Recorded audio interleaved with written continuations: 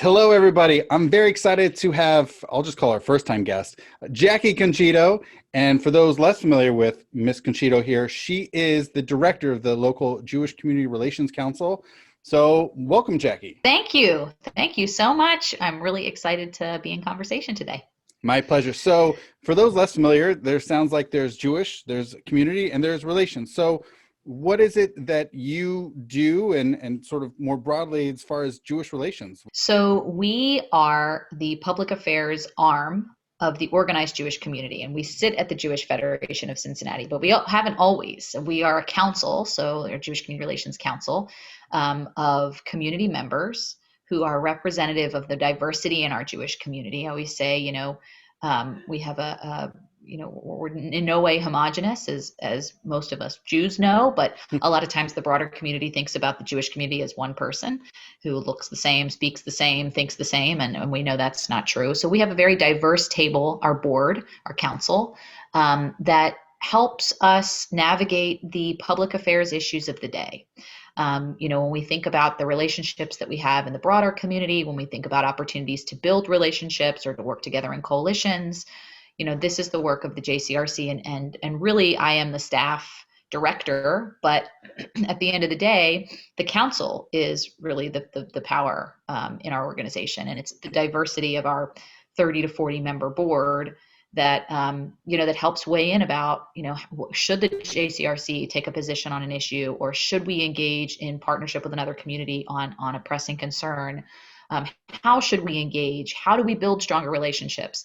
And I'll share just a little bit about it. I always think that context and history helps sort of people understand things better. So I'll share that we were founded in 1939, and probably many of the folks who are watching this, some may remember 1939 in Cincinnati, or anywhere in the world, and certainly it was a very menacing time for Jews, certainly in Europe, obviously, as we know, but also in America. Yeah. And there was an effort underway at the time by Jewish thought leaders, rabbis, academics, and others, community leaders, who came together and said, if we want to be secure in this country, we recognize that our security is directly tied to the security of other communities, of the broader community at large, to the health of our democracy in protecting minority rights, and to the relationships. I mean, we are only as strong as the relationships that we have. And so, we can talk about bigger fences and bigger ballards and all of these things, but at the end of the day, if you don't have friends who understand your plight, and the way you do that is to understand their plight as well, right? And act in friendship to them as well. But if we don't have people who are willing to stand with us when the chips are down, then how secure are we as a Jewish community? So that was the enterprise that was started in 1939. And here we are 80 years later. And a lot has changed in 80 years. Some things have not changed so much in 80 years. Yeah. And we are now, as I said, part of Federation. We were independent from Federation for most of our history up until around 2000. Then we merged, and now we still have our own board. There is I like to say, a healthy firewall between the JCRC and the Federation. The Federation obviously is focused on community building, planning for our community, resourcing our community internally, and that's a critical mission. The JCRC has its sights focused outwards and is really concerned about how we are positioned in relationship to the broader community, how well people know who the Jewish community is, and what we're concerned about, and that we're building those partnerships. Do you know what the catalyst or cause was for the merge in a couple decades ago? Yeah, I think the reality is we have a community of 30-some thousand Jews in Cincinnati, and I think it just started to make more sense. It was a good move for the JCRC. Frankly, now we work hand in glove with Federation in terms of the marketing support, and so there's a lot of efficiencies in sort of being part of Federation. But also, at the end of the day, the rub here is, what if you have a donor who doesn't like a position that JCRC has taken? Imagine that happening. It happens Yeah. on both sides of the aisle, by the Yeah. way. We regularly get accused of being too liberal and too conservative at the same time. And I'm like, I don't even know how this is possible. You know I you're always doing something right when you're getting it from both sides, right? I guess I want to tell those people to like talk to each other. Like, I need you to talk to so and so who actually thinks the opposite about our work, Yeah. and then come talk to me. Um, but I think what became clear, there are still some JCRCs that are separate from federations, and they're in much larger cities where, there's a constituency that makes sense to have separate. But the reality is we are here to serve the whole community. Hmm. We are here as a representative body and a resource for the whole Jewish community. And federation is also the convening organization for the entire Jewish community. So for us to be sort of going at that work separately didn't really make a lot of sense. Hmm. But as you can imagine, there are nuances in the relationship that that we must continue to massage. And we have our board president serves on the Federation Executive Committee. Hmm. Federation's board president sits on our executive, or not on our executive committee, but on our board, not a voting member, but on our board. So Hmm. we're in constant communication. And when we do feel that, either because of we need to do something in partnership with another community, or we feel it's really important for the Jewish community to speak up on an issue, we'll let Federation know, listen, this is what we're going to do. And Does it usually work that way, that hand in handness, as far as letting the federation focus on internal Jewish relations and then handing it off to you as dealing with the external communal relations? Is that? Yeah. yeah, that's those are really our lanes. And there's great respect for that sort of division of labor at Federation. And it makes sense too. I mean, to the degree that there is that there are things that come up that where we think there's going to be a section of the community that feels that their voice isn't as represented or isn't reflected as strongly in the consensus opinion of the JCRC. Like, that's important for us to know that stuff, right? Mm-hmm. Not just because there's going to be a donor who might be mad, but really more importantly because we're tasked with being representative of the community. Mm-hmm. And if there's a group in the community that doesn't feel represented, like, we need to know about that. So actually, it's not just a matter of, mm-hmm. donor relations. It's about representation.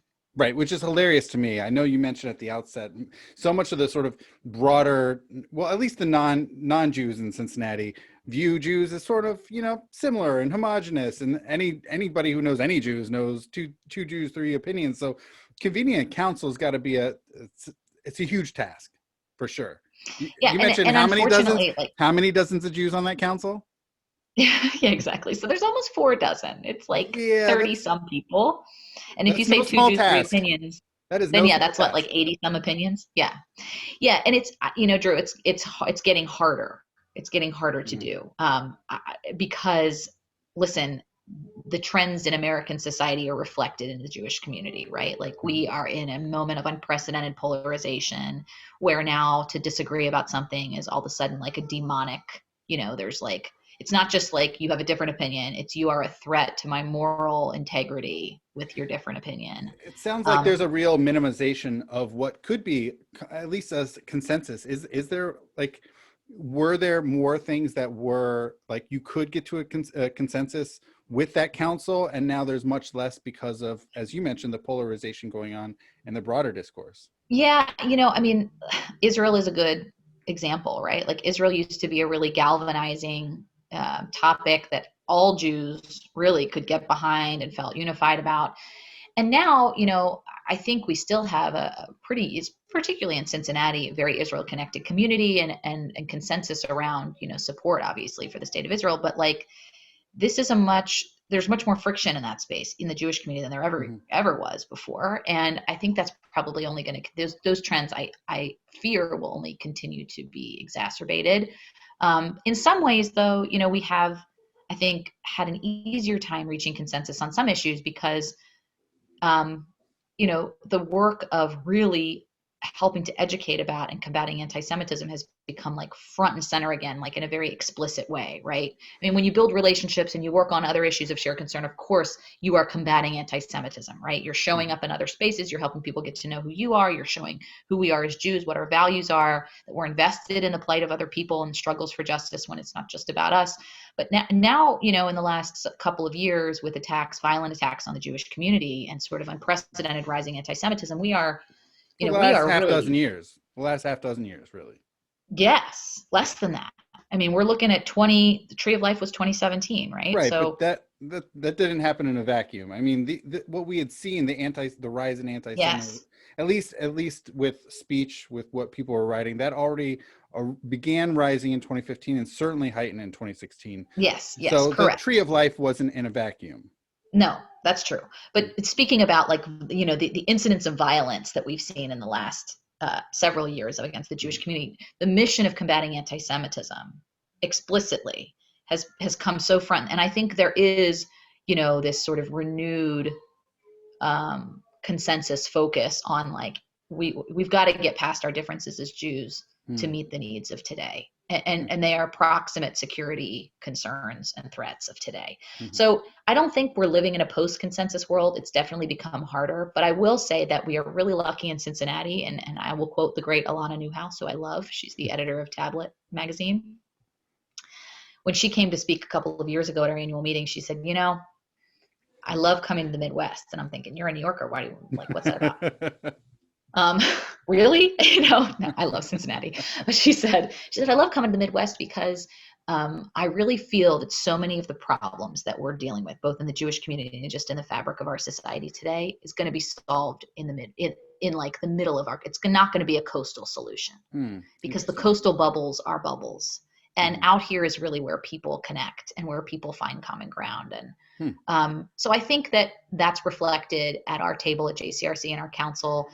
I am so privileged to work with the most thoughtful, people who radically disagree about some things. And what they agree on is that there is a way to approach these things with dignity and with respect for argument, not just respect, but value of argument, and that we have a process that we follow. And that, I can't tell you how many times there have been people who said, that's just not the way I would have, I'm not happy with the way this came out, but like, at the end of the day, I'm part of this body. This is what the body has decided. And I, this is the position. So I think we are a rare sort of bastion of sort of the remaining shreds of what it is to have consensus and to have some community cohesion and, and place to meet in the middle, That's really so great. we're trying to figure really out great, ways that's really great, especially as easy as it is to become cynical about any sense of or any sort of Jewish consensus. So that's heartening to hear. It is. Yes. Yes. We work at it every day, but it's still there. And we're lucky. It's all because of the leadership that we have that's really champions that and that lives that approach. I mean, these are people who live that in their everyday work and in their everyday relationships.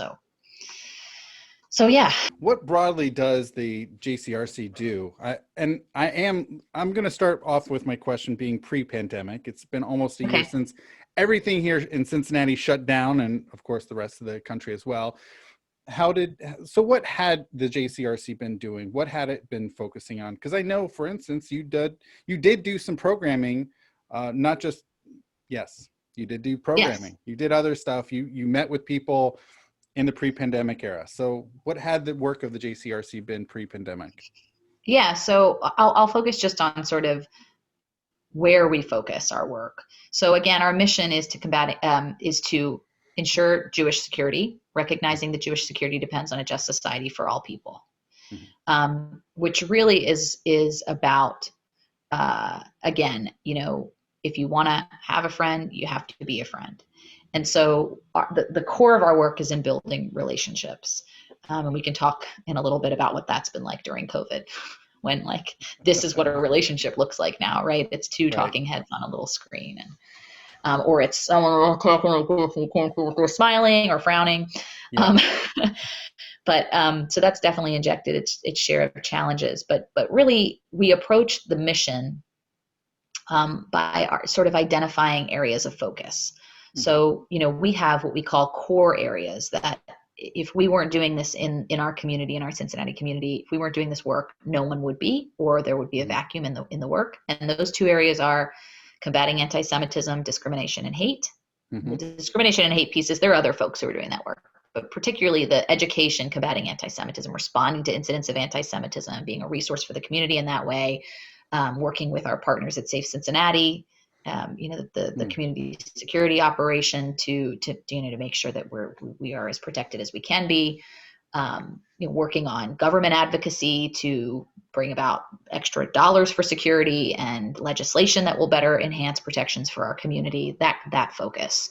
And working in coalition with other minority communities on things like the Cincinnati Regional Coalition Against Hate, where we sort of address hate writ large, which impacts us in terms of anti-Semitism in our own community. So that's the first one. The second core issue is education, and I say small a advocacy as it relates to the state of Israel. And it's not in any way to shy away. What do you mean by small a advocacy? Yeah. Yeah, so it's not in any way to shy away from the fact that we are proud Israel advocates. But I think that Israel advocacy in the broader community has sort of gotten a bad reputation. And so particularly whenever I'm talking to folks who are not Jewish and I share what we do on Israel, I try and position it as we are here to help people understand what Israel means to the Jewish people and to help people understand where they may feel connection to Israel. Where can we showcase some of Israel's innovation, some of the stories of Israel that don't get across in the headlines of, conflict that we see so often, which is a different approach. And frankly, how do we talk about the conflict? How do we elevate the stories of shared investment in peace, right? How do we elevate the peacemakers on both sides of this conflict? And the fact that things are not always black and white. Things are very nuanced and gray. So that's the kind of advocacy we do. It's not the kind of hard line advocacy that I think when you say we're Israel advocates, people think of certain tones, and we try and strike a far more nuanced tone. That's great. So that's the second one, anti-Semitism, Israel. And then we have several what we call priority issues. So again, when we think about the work of combating anti-Semitism and ensuring Jewish security, recognizing that it depends on a just society for all people, you could really take on just about any issue and make the case that it should fall under that mission, right? Whether it's like environmental justice or, human trafficking or, women's rights. I mean, there's like endless amount of justice work to be done in our world. So Walter Spiegel and I, who is the former, our immediate past president, when I stepped into the role, met with the executive committee and we said, we really need to look at the broad landscape of justice issues in our community and beyond and decide where we want to focus our time. Because if we are, it's myself in terms of staff and our associate director, Justin Kirshner, and we have an HUC fellow that we're privileged to work with regularly, and someone who helps us administratively, and our education program manager who we just brought on, Alexis Morrisroe. Cool. But Congrats. we're pretty small. Thank you. Yes, it was a big win for us. She's doing great. We're a pretty small staff, and yeah, we have a board, but the reality is we can't tackle every justice issue of the day, to the nth degree. So we sat down and we looked at a matrix of criteria, which really is, where are the relationships, priority relationships for us in the community? Where do we need to be invested in building relationships? Where do we stand to make a difference locally? What kinds of issues are moving locally? There are issues happening in, things that are topical in Detroit that aren't topical here, or in San Francisco that aren't topical here. So where can we make it a local impact? What speaks to us in terms of our values as Jews and our history as Jews? Like, where is our voice as Jews relevant and sort of instructive? And where do we have some amount of consensus in our community? is there a critical mass of Jewish community in Cincinnati that feels this is an appropriate place for us to be invested? And so after we sort of boiled down looked at all of the issues through the lens of those criteria, we identified in the right now, and again, this will change as issues change, but right now we are focused in the areas of immigration and refugee reform, fairness and reform, criminal justice reform, and gun safety. Immigration, because we feel as Jews, we are immigrants and we have a particular sort of, empathy and understanding of what the immigrant story is and the immigrant narrative is, and the need to be advocates for today's new Americans. Criminal justice reform, because really, reforming the criminal justice system is the civil rights work of today. And, we feel as a civil rights organization, a justice organization, that this is a critical place to be. And then gun safety, because frankly, when a white nationalist can access weapons and, come and kill Jews in the midst of their prayer, I don't know how much more direct a threat to Jewish security you can get than that. For sure. Feels pretty germane. How challenging was it to get to some sort of consensus on those three? I know. Look, as a rabbi, I've had a lot of experience with Jews, so I know how challenging that can be. So how challenging? I'm not going to even ask, was it a challenge? I'm going to ask, how challenging was it? Yes. So how challenging? I think that, of course, there were people who had other thoughts, and who you could make the case for lots of different issues. But I think everyone shared the thought that we have to focus, or we don't stand a chance at moving the needle on anything if we're just scattering resources left and right, and if we're not really dedicated, and if we're not digging in deeper on, joining the right coalitions, investigating the issues, doing our diligence. The other thing I will say is that, our consensus position on any of these issues is a nuanced position. We're not for completely open borders, nor are we for family detention, right? So there's practical middle ground there that we can position on, we can articulate, and we should.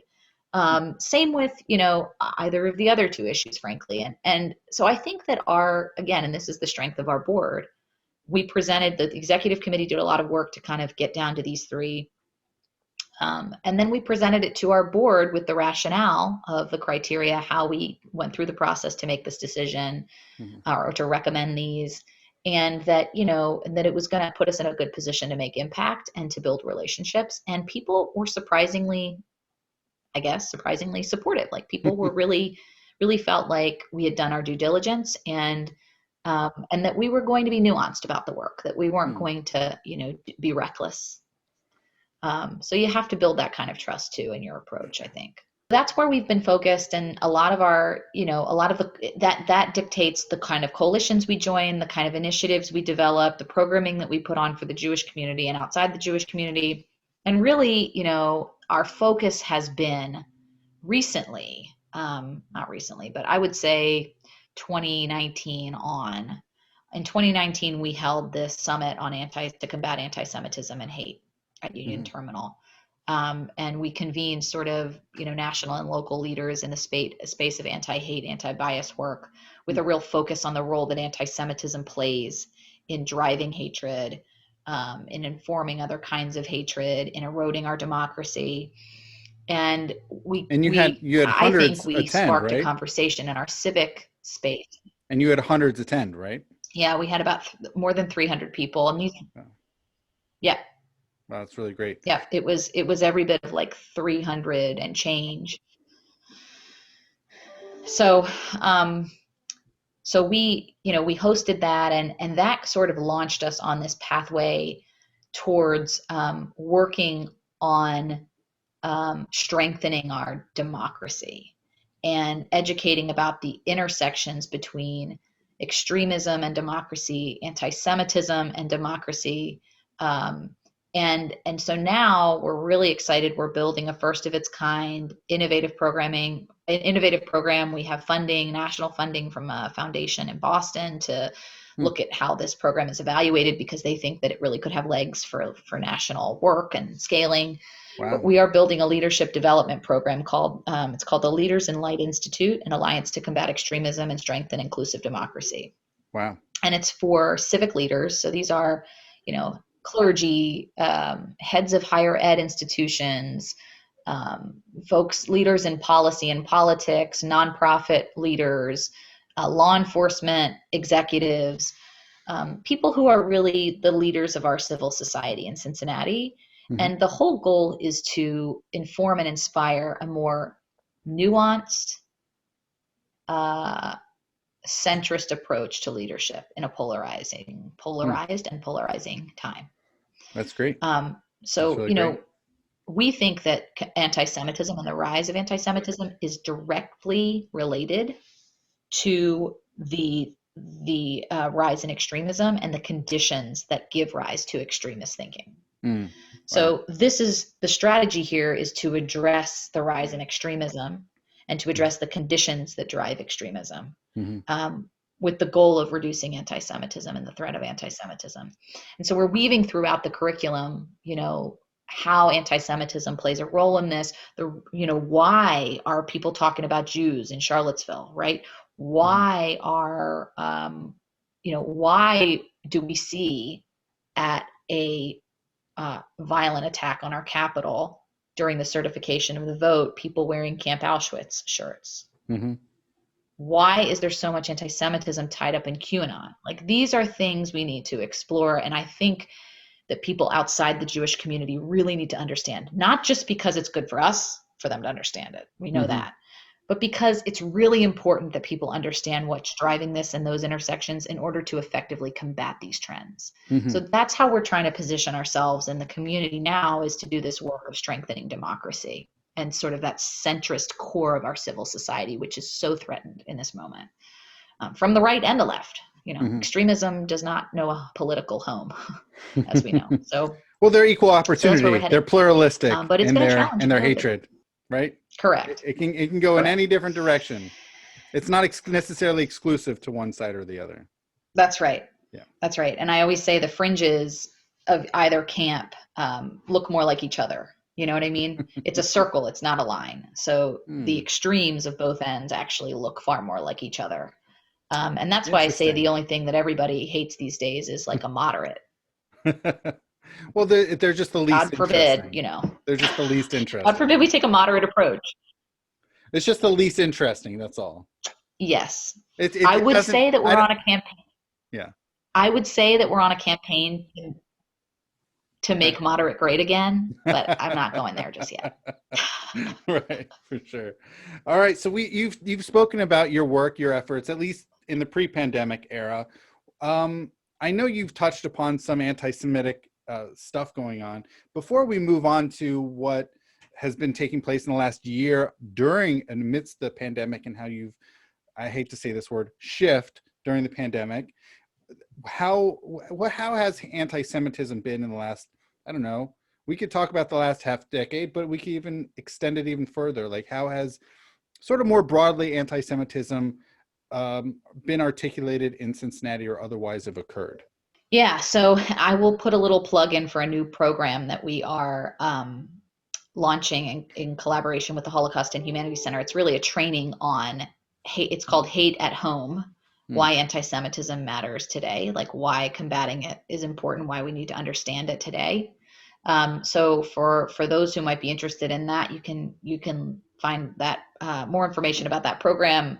We're happy to host that kind of a thing for any group. If you got a small group of people meeting, or you have a certain congregation or any other leader that wants to bring it, we're happy to do that.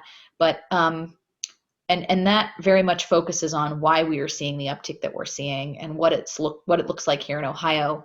The Southern Poverty Law Center just came out with a study that Ohio ranks number 2 in the nation for anti-government groups. We've seen a lot of, unfortunately, a dangerous rise nationally, but also locally. And, that's everything from, we really are the one-stop shop for people who are victimized or sort of affected by local anti-Semitism to receive support. So we encourage people to call us if they see something that's offensive in terms of graffiti, or if they're harassed in some way, or if they have an issue at school, or their child does. And unfortunately, we have, there's definitely been more students asking for our help to respond to things in school, hate-based, bullying in school, really vile kind of like, neo-Nazi sort of language and propaganda, things like that. We have also seen, some amount of anti-Semitism. We say anti-Semitism on the left that's sort of conflated with anti-Zionism, having to do with students, particularly in progressive spaces, where they're sort of alienated for their support of Israel or their Jewishness, bringing their Jewishness or their Zionism into those spaces. We have definitely seen several instances of that. And, there was one anti-Semitic assault actually in Montgomery several years ago. And it actually led to the first federal conviction under the Matthew Shepard Hate Crimes Act for this district. Wow. And we were part of helping to, assisting law enforcement and prosecutors in that. And of course, just a whole lot more graffiti and a lot of like flyering on area universities of white supremacist propaganda. So Patriot Front, which is sort of an alt-right group, loves to go around under the cover of darkness and try and put their propaganda all over, area universities. And they've been pretty successful at doing this in the last couple of years, really ramped up in the last few years under the guise of like America First, this patriotic sort of wrapper. But really what we know is that this is really, hate activity. And so we've done a lot of work, as you know, with area Hillels and, trying to make sure that students have the kind of support they need on campus, and that we're working to facilitate relationships with administration on campus so that they can adequately respond to this kind of thing. So, yeah, I mean, we have definitely seen an uptick. The good news is that we have seen unprecedented support in community among other diverse partners and community leadership in the broader community that have really stood with us. I'm thinking back to almost exactly a year ago when there was this horrific, like vile anti-Semitic graffiti scrawled across a bridge trellis, like an overpass on Madison Road, right near Oakley. Really, it's like Oakley and Madisonville. And it was right out of it was like misappropriated from like the Gospel of John anti-Semitism. Oh wow! And the day that we saw it, we reached out, obviously to police and to make sure that it was addressed and cleaned up. We also reached out to our partners, and we held a press briefing. We don't generally do this because it's always a fine line whether to draw more attention to something like that, or to try and make sure it's erased and that there's less attention drawn to it. But in this case, we felt that the fact that the city responded so quickly to erase it, and that we had a strong support, diverse support for the Jewish community that came out to stand against this, was an important message of solidarity, particularly on such a public overpass where people were, a lot of people had seen this. So, within 2 hours, we were able to get a group of, 20 to 25 community leaders from all different spaces and sectors and communities to say, like, this is not just an attack on the Jewish community. This is an attack on all of us, people who want to live freely and safely in Cincinnati and free of hate. I unfortunately can't count the number of times that I have been that representative for the Jewish community with other communities when they've been targeted, after the horrific shooting at the New Zealand mosque. We were, we attended a prayer vigil, basically a prayer service, community service at the Islamic Center in Westchester. Hmm. And there were many members of the Jewish community that were there. It wasn't just me. I mean, we had folks from all over the community who attended.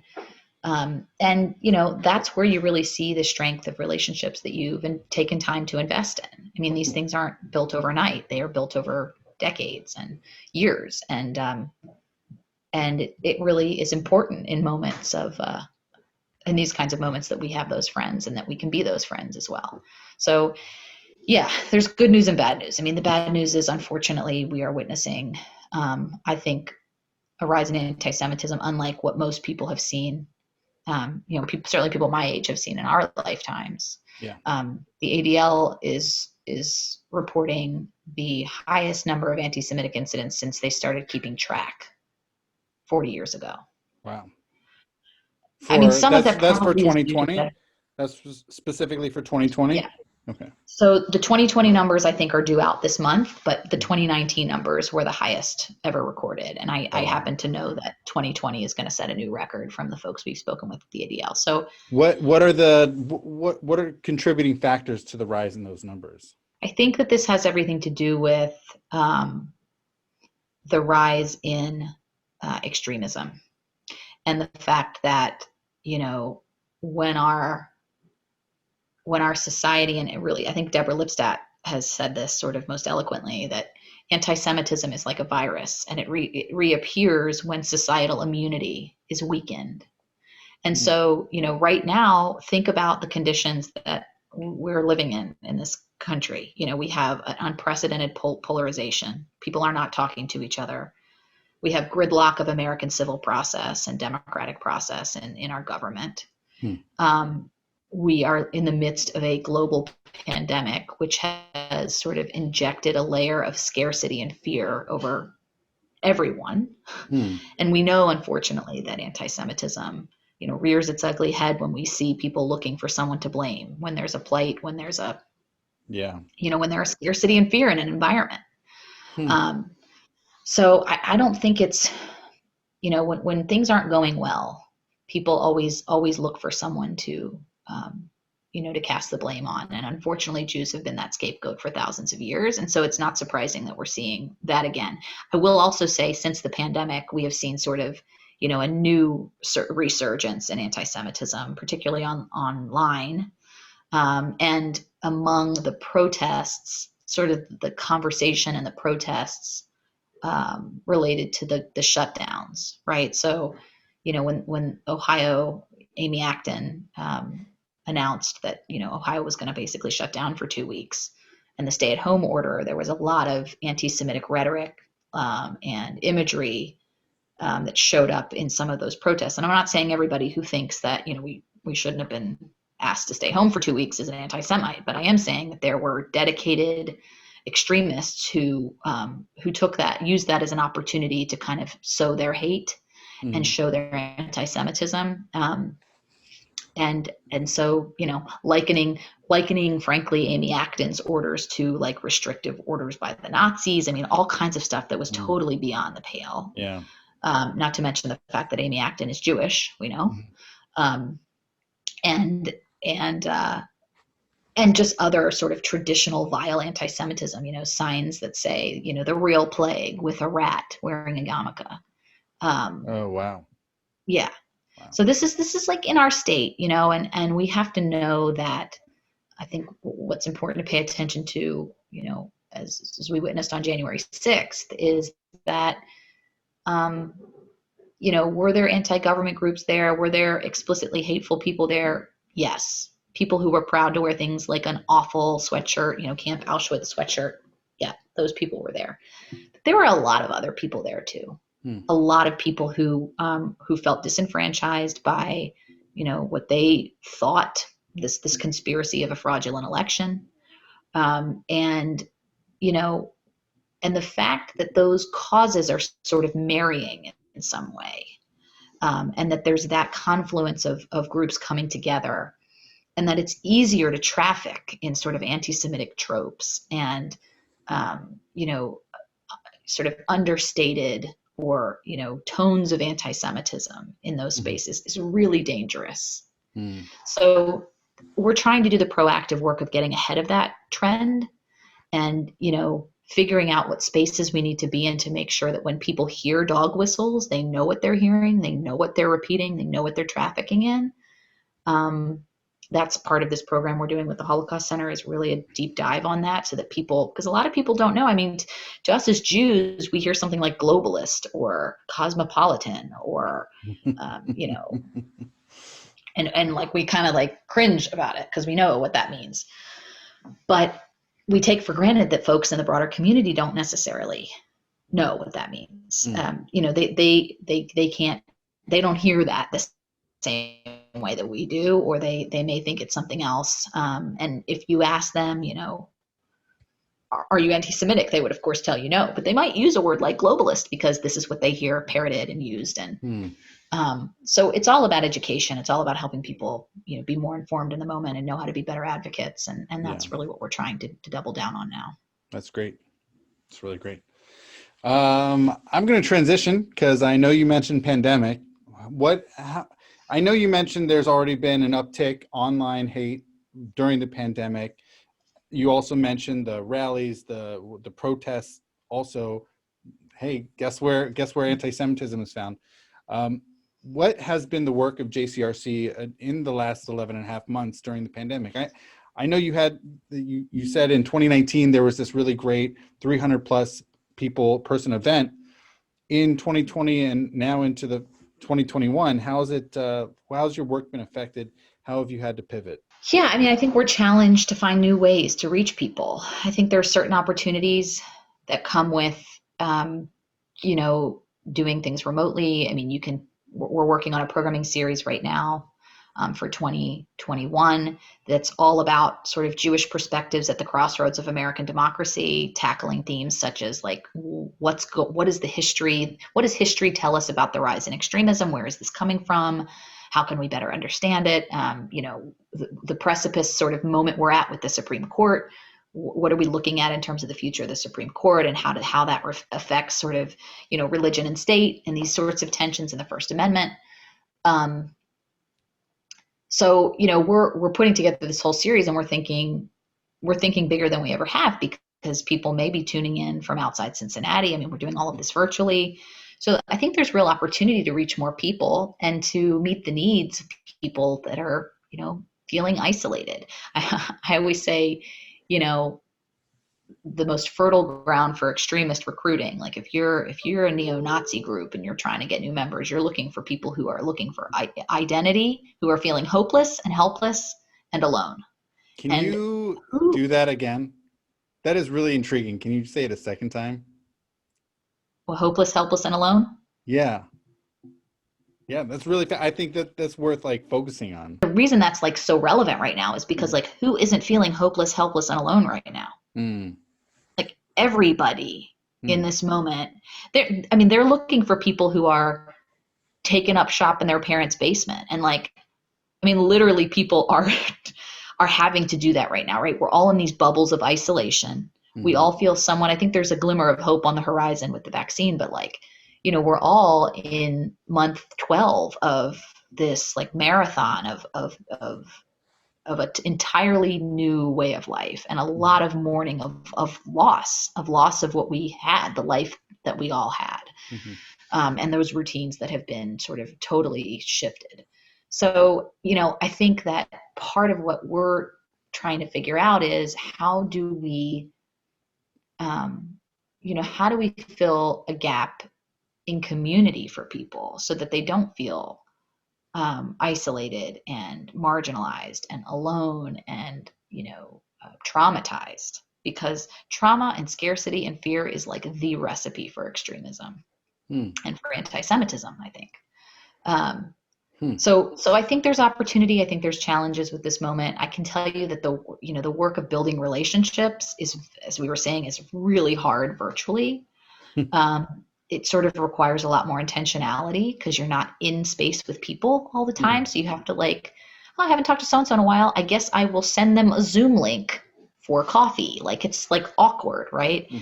And it's hard to talk about difficult, our work is all is completely entangled in nuance and difficult issues and vulnerability. And that stuff is really hard to replicate in a digital setting. Yeah. Plus the fact that people are just, a lot of people are just struggling to like stay afloat right now, right? Yeah. Whether that's, in employment, juggling all kinds of dynamic family things, kids home from school and elderly parents and, working in one room of their house with their kids learning in another room of their, like, there's just a lot of additional burden on people in general right now. Mm-hmm.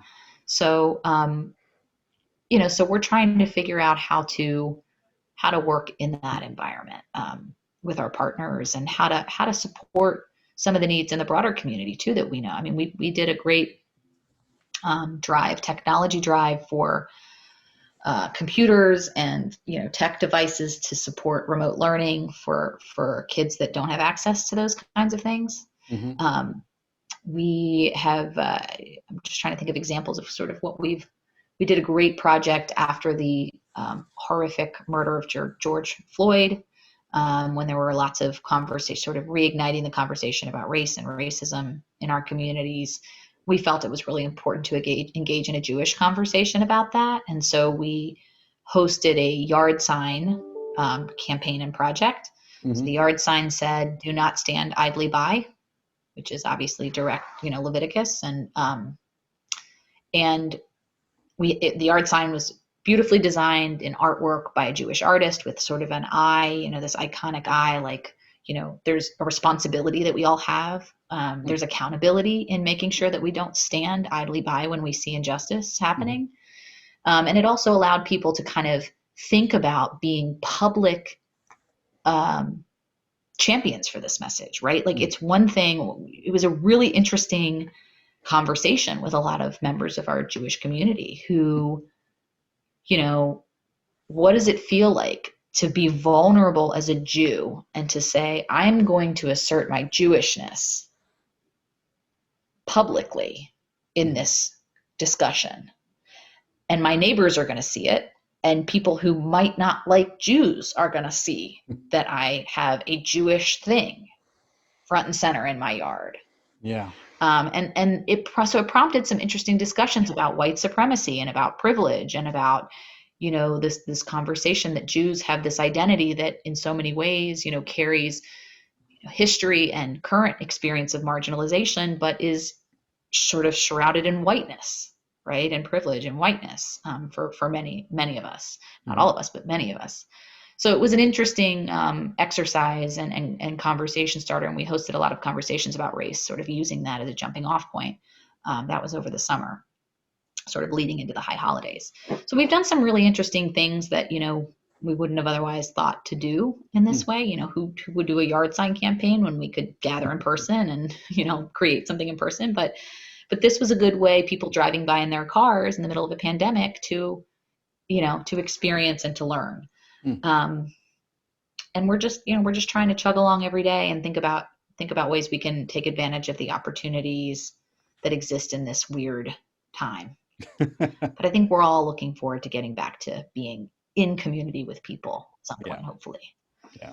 It sounds hopeful that people are willing to be engaged on these topics and to partner with the Jewish community and, in support, especially in I guess, vis-a-vis anti-Semitic stuff going on as well. That was poorly worded. I'm going to re-say that. Yeah. So like the people are willing to engage. There's partnerships happening despite the pandemic and despite whatever's going to go on, especially amongst the extremists, there's still a core of folks that are, even locally, that are working together and are here in support and partnership with the Jewish community. Yeah. I think that there is an opportunity. I mean, there's a real opportunity in this moment when we see the rise of domestic terrorism and, this real proximate threat to our democracy for those of us who believe in building, articulating, and leading a vision for what centrist inclusive democracy should look like, right? What does an inclusive movement for justice look like? That's on us to build, right? And so I think a lot of times in this work, we get really caught up in like fighting. What are we fighting? What are we countering? What are we against? And I think now is the time to say, let's band together and really live what we're for. Let's try and articulate what we want to see in our society, and how we can work together to get that done. And let's not be bound by the rigidity of litmus tests. And, I think, like I was saying, so often, the extremes look a lot like each other. So, we don't want to, let's resist the temptation to be reactionary to sort of some of the forces we see at play. Let's instead try and find the way to elevate sort of what the new centrist, forward thinking approach should look like, and to bring people in. Let's bring people in. I think a lot about, I believe it was Justice Ginsburg who said, do things, seek justice in the world and do it in a way that will bring people with you. I'm doing terrible disservice to this quote, but that was the gist of it. Yeah. And I think that is really important. I think, this is a moment where it's not about mamsy-pamsy sort of kumbaya unity. It's almost about like the radical idea of finding common ground. And that is really courageous work, I think. And not just because I'm engaged in it. I mean, oftentimes we all are learning as we go, but I think, it's lonely work sometimes, this work of consensus building and of trying to get people to talk to each other and to find common ground. And, as I think sometimes particularly young people feel like, if I'm not out there articulating the most strident, polarized identity version of the argument, then I'm not doing a brave job. Right. And I think we need more ambassadors for that, like that bold centricism. Can I ask you, do you have any examples, maybe a story of someone saying, oh, had it not been for the JCRC or the involvement with the Jewish community, I had X perspective of Jews in the Jewish community, and now I have this new one. This surprised me, or something along those lines. Do you have any of those stories? Yeah, lots of them. I mean, I had a friend of mine, I mean, all of it's like in this work, your work is your personal and your personal is your work. I mean, you live the same life. And so this is a person who's become a friend, and we've worked together professionally and gotten to know each other and build a strong relationship. And he reached out to me after January 6th, and he said, I cannot believe what I am seeing in terms of the anti-Semitism inherent in what happened on January 6th. Wow. And he said, and I never would have seen it had it not been for our relationship and for what you've pointed out to me.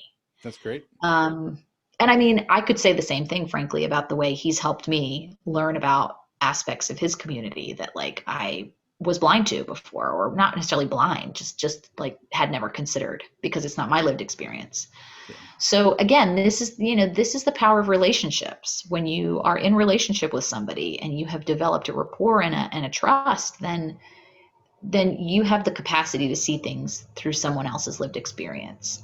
And that is what creates real powerful allyship.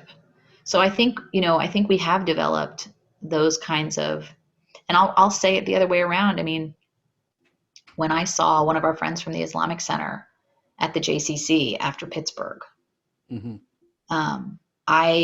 whole day of that vigil, which was the Sunday after the shooting, I was involved in helping to plan the vigil and helping to coordinate speakers and, make sure with all of the logistics. And it was a marathon. It was also happened to coincide with like my daughter's first birthday. And so we had all our family in town. It was like a crazy weekend. Oh, wow. And I was just like running this kind of exhausting marathon of, getting everything ready. And it wasn't until I saw this, again, friend and colleague of mine from the Islamic Center, I saw her and I just broke down in tears. I saw her and I hugged her and I said, I know what this is like. And it was like this feeling of like, we're here though. We're here. And, we can choose to succumb to the fear and to the hate and the anger, or we can look at the people who understand us and who know us and who are here with us, and we can take comfort in that. And it just was this like overwhelming feeling of like gratitude and yeah, I don't know what it was about that moment, but it sticks with me. So I think it goes both ways. Like, it goes both ways. That's really great. This is a hard moment. It's a triggering moment for a lot of people, I think. And so there's a community, obviously, you are here, I'm here, to support and to, I don't want to say triage, but to debrief with and to try and figure out best approaches. So, if there are issues of anti-Semitism, issues of security, that people watching feel, they could use someone to talk with about it or help figuring out how to proceed on something. My phone is always on. It's not a work phone, but it is this kind of phone these days. And my email, more importantly, you can reach me at Congedo, Congedo. Maybe you can include that in the whatever you put out in writing, at jfedsin.org. And or just Google me and you'll find my email. I'm always here, always available to help. And our JCRC more broadly is here to support the community. So please don't hesitate to reach out. That's really wonderful. That's really wonderful. So thank you so much, Jackie. This was really insightful and informative, and I appreciate your time. So thank you so much. Thank you. Thank you. And thanks to everybody for watching. Awesome. Talk to you soon. All right, cool. Thank you so much.